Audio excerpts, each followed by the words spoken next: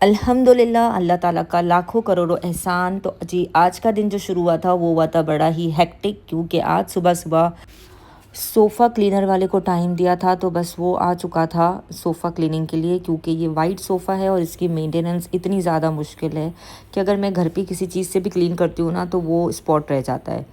तो बस हमने सोफ़ा क्लीनिंग वाले को कॉल कर ली थी और उन्होंने टाइम दिया था आज का। तो वो भाई भी पहुंच चुके थे और उन्होंने अपना काम शुरू कर दिया था। अच्छा, इससे पहले ये ना, इनके आने से थोड़ी देर पहले ही मेरी मेड जो है ना, मतलब मेरी हेल्पर जो है वो घर की क्लीनिंग करके गई थी। तो अब आप सोचिए कितना डबल काम हो गया था। खैर, साथ साथ मैंने मीट वन वाले को भी कॉल कर दी थी, क्योंकि मुझे बीफ, चिकन, मिन्स वगैरह सब कुछ ज़रूरत थी। तो मैंने कहा क्योंकि इन्हें भी 2 घंटा पहले ही कॉल करनी पड़ती है, तो ये 2 आवर्स में डिलीवरी करते हैं। अच्छा, मुझे है ना यहाँ वहाँ का कहीं का भी गोश्त अच्छा नहीं लगता है, पता नहीं क्यों वहम होता है। इवन चिकन भी तो मैं मीट वन से ही मंगाती हूँ। गारंटी होती है कि ये फ्रेश कटी देते, लाइक पड़ा हुआ नहीं देते, ना कोई केमिकल लगा होता है। मतलब कोई फ्रोज़न नहीं होता है, सारा फ्रेश मीट ही उसी वक्त का मिल रहा होता है। तो बस मैं इन्हें कॉल कर देती हूँ तो ये 2 आवर्स में डिलीवरी कर देते हैं। अब मुझे जितनी भी नीड थी ना, तो मैंने वो निकाल लिया था। मतलब मैंने इस दफ़ा है ना कोरमा कट 1 kg मंगवाया था। यूजुअली मैं 2 kg मंगवाती हूँ, लेकिन अभी मंथ एंड नहीं हुआ था, मेरे पास कुछ पैकेट्स पड़े थे, तो मैंने फिर 1 kg ऑर्डर किया कि ज़्यादा मंगवा के क्या स्टॉक करूँ, ऑनलाइन तो मिल ही जाता है।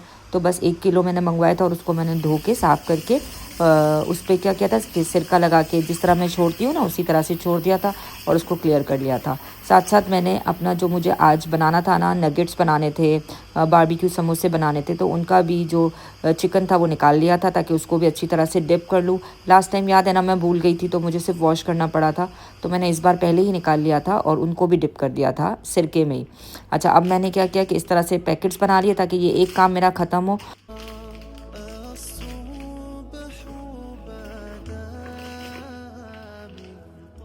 और साथ साथ है ना मेरा बाहर वाला काम भी चल रहा था। अब ये देखो, ये मेरा ना पिछला स्टॉक पड़ा था, तो मैंने क्या किया कि सारा जो पिछला स्टॉक था ना उसको निकाला, और जो नया वाला था ना, जो अभी मैंने चिकन मंगवाया था वॉश करके रखा था, उसको सारी को नीचे रख दिया, और जो ओल्ड वाला था ना उसको ऊपर रख दिया। अच्छा, ये इतना कोई ओल्ड नहीं था, शायद 10-12 दिन ही हुए थे, लेकिन अभी रमज़ान के लिए मुझे चीज़ें बनानी थी तो मंगवाना पड़ा।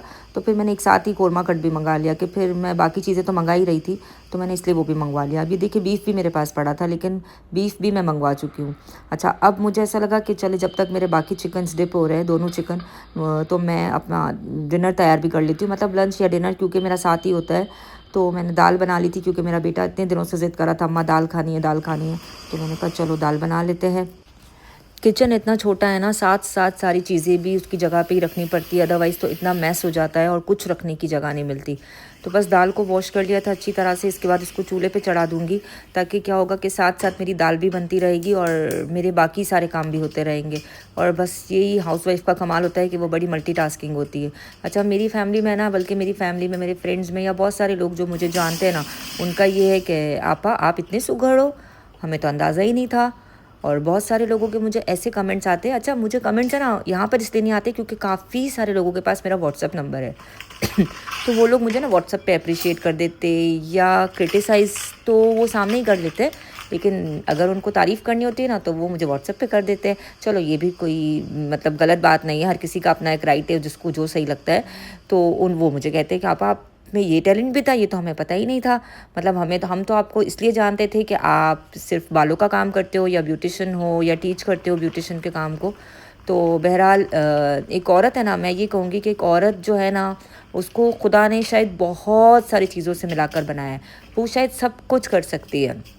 और सबसे बड़ी बात तो मैं ये कहूँगी कि जब एक औरत एक मर्द को पैदा कर सकती है ना, तो वो सब कुछ कर सकती है। उसको कभी भी कमज़र्व या डिग्रेड नहीं करना चाहिए किसी भी तरह से, कि अगर वो बिज़नेस कर रही है या वर्किंग वुमन है तो वो घर को मैनेज नहीं कर सकती है, ऐसा बिल्कुल भी नहीं है। और मैं ये कहूँगी कि जो औरत जब घर से बाहर निकल के काम कर सकती है ना, तो वो अपने घर को भी चला सकती है। मतलब हम इस तरह जज करते हैं ना कि ये घर से बाहर निकली हुई औरत है, बिज़नेस कर रही है, या फिर ये वर्किंग वुमेन है, जॉब कर रही है, तो ये क्या ही घर को संभाल लेंगी। तो भाई, क्यों नहीं संभाल सकती वो औरत घर को? जब वो दुनिया में निकल के दुनियादारी को संभाल सकती है, तो वो डेफिनेटली अपने घर को संभाल सकती है। अब वक्त है कि हम लोगों को शायद अपनी राय बदल देनी चाहिए उन औरतों के लिए, स्पेशली जो घरों से निकल के काम करती है। मतलब मुझे बड़ा अजीब लगा था कि जब लोगों के मुझे ऐसे कमेंट आए, जिन्होंने अप्रिशिएट किया उनके लिए भी अजीब लगा, और जिन्होंने क्रिटिसाइज़ किया उनके लिए भी अजीब लगा। भाई मतलब सुघड़पन क्या होता है? अच्छे से झाड़ू लगाना, अच्छे से पोछा लगाना, झपटी करना, डस्टिंग करना, यार ये काम तो आजकल मेड्स भी कर देती है। और ज़्यादातर हमारे पास 80% लोगों के पास, जिनको मैं जानती हूँ 80 से 90%, बल्कि शायद 100% लोगों के पास ही मेड्स ये सारे काम करती है। तो फिर तो वो औरतें भी सुघड़ नहीं हुई जो मुझे ये कमेंट करती है कि आप इतनी सुघड़ है भाई, तो फिर आपके घर में भी तो मेड्स काम कर रही है। आप पहले अपना सुघड़पन तो देखिए। मतलब कुछ भी किसी को भी बोल दिया जाता है बिना सोचे समझे। मैं सिर्फ इतना कहूँगी कि देखिए, सबका अपना नज़रिया है, सबकी अपनी ज़िंदगी है। खुद भी जिए और उन्हें भी जीने दें। अगर पहले वीडियोस नहीं बनती थी या मैं व्लॉगिंग नहीं करती थी तो मेरी चीज़ें सामने नहीं आती थी। जो मैं करती थी वो सामने लाती थी। अब वीडियोस आ रही है तो आप लोगों को मैं एक नए अंदाज में, नए तरीके से नज़र आ रही हूँ, तो भाई इसको एंजॉय करो मज़े से और इसको भी देखो। और ये समझने की कोशिश करें कि औरत का एक रूप नहीं होता है, बहुत सारे रूप होते हैं। औरत एक ऐसी, जितनी मजबूत है ना इतनी नरम भी होती है। उसको जिस चीज़ में ढाला जाता है वो ढल जाती है। बस वही कहूँगी कि सबके अपनी सोच, अपनी जहनियत, अपने नज़रिए की बात है। बस अगर हम अच्छे से सोचना या अच्छे से नज़रिया देना शुरू कर दे तो फिर बहुत सारी चीज़ें पॉजिटिव हो जाती है।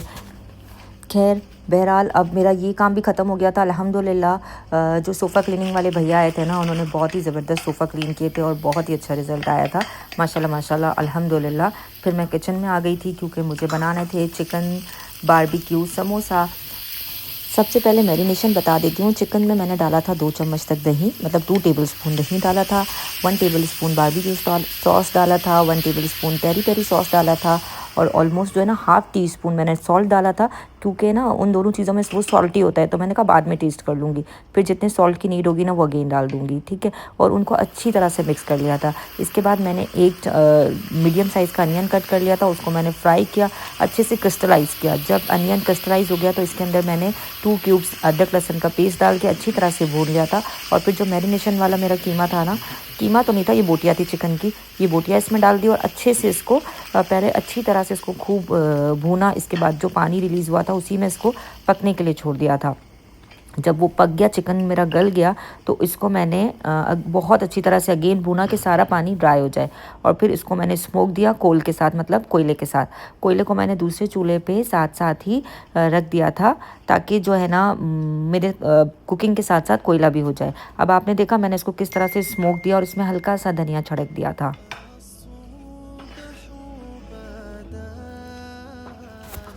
अब इसको है ना थोड़ा सा कूल डाउन करने के लिए कि रूम टेम्परेचर पर आ जाए, इसको मैंने बोल में डाल दिया था ताकि ये रूम टेम्परेचर पे आ जाए। तो फिर हम लोग इसको मतलब इसके समोसे बना लें। जब तक कि रूम टेम्परेचर पे आएगा तो मैंने इतनी देर में अपनी जो दाल बनाई थी ना, दाल बॉईल की थी, आप लोगों ने देखा था, उसको मैंने ग्राइंड कर लिया। और बस फिर मैं अपने समोसे फ़ोल्ड करने के लिए बैठ गई थी। अच्छा, समोसा फ़ोल्ड करना तो अब बहुत आसान है माशाल्लाह। इतनी वीडियोज़ है, इतने ट्यूटोरियल्स है यूट्यूब पे, तो कोई मुश्किल नहीं है। और मुझे तो खैर ये चीज़ पहले से ही आती थी क्योंकि अपनी अम्मा के घर में हम लोग फ़ोल्ड करते थे। मैं बहुत ज़्यादा काम तो नहीं करती थी अपनी अम्मा के घर में, लेकिन बेसिक काम तो फिर भी कर लेती थी। और समोसा बनाना तो मुझे लगता है बहुत बेसिक सी चीज़ है। अच्छा, मैंने क्या किया था कि मैंने आटे की स्लरी नहीं बनाई थी। मैंने पहले सारे समोसों को एक साथ फ़ोल्ड कर लिया था, क्योंकि जब वो हम फ़ोल्ड करते जाते हैं और अप्लाई करते जाते हैं ना, और मेरी फिंगर से आदत है करने की, तो फिर वो सारे चिकने हो जाते हैं समोसे। तो मैंने सारे समोसों को अच्छी तरह से फ़ोल्ड करके ट्रे में इस तरह से रख दिया था। और इसके बाद मैंने आटे की स्लरी बना ली थी। तो मैंने 2 टेबल स्पून आटा ले लिया था और पानी डाल के उसकी स्लरी बना ली थी। और बस फिर ये जो है ना, अच्छा ये देखिए सुम्बला की शीट्स के साथ ना ये बॉक्स आया था, बड़ा ज़बरदस्त था। मतलब इसमें जितनी भी शीट्स बच गई थी ना, मैंने सेव करके अगेन फ्रीज़र में रख दी थी। अब इस पर क्या होगा कि आइस भी नहीं आएगी और ये प्रोटेक्ट भी रहेगी। तो देखिए अब मैंने क्या किया कि जितने भी समोसे फोल्ड थे ना, फिर उसको स्लरी के साथ पैक करती गई थी अच्छी तरह से, और अब मैं इसको रखती गई थी। तो ये मेरे लिए बहुत आसान हो जाता है काम। मैं तो इस तरह से करती हूँ। बाकी वही बात है ना कि हर किसी का अपना एक तरीका होता है। जब सारे समोसे फोल्ड हो गए ना, तो बस फिर उनको मैंने फ्रीज़ कर दिया था ताकि वो सारे थोड़े से हार्ड हो जाए। तो फिर उसको मैं जिप लॉक बैग में पैक करके उसको रख दूँ बास्केट के अंदर, ताकि मेरा एक काम वाइंड अप हो जाए।